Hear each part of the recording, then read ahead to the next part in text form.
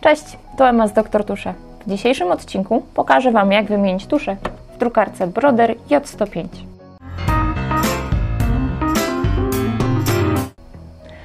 Wielofunkcyjne urządzenie atramentowe Brother J105 jest to urządzenie bardzo przyjazne użytkownikowi, a to dlatego, że już przy włączeniu, kiedy brakuje tuszu, pokazuje to na wyświetlaczu i mówi od razu, który kolor trzeba wymienić.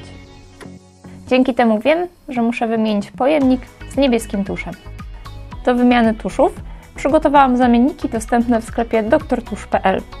Wyjmuję z folii pojemnik z niebieskim tuszem.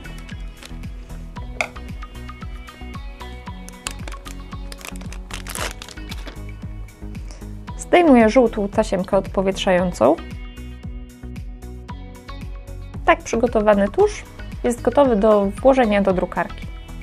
Aby wymienić pojemnik pusty na pełny, otwieram pokrywę tuszów z prawej strony drukarki. Wyjmuję pusty zbiornik.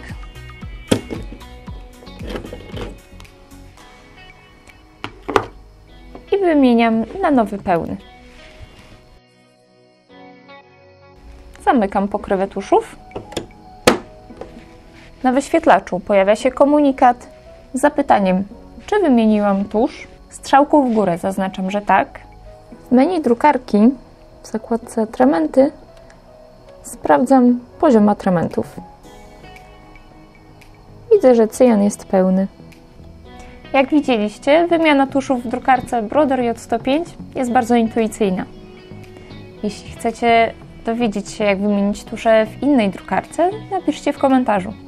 A jeśli ten filmik okazał się przydatny, subskrybujcie nasz kanał.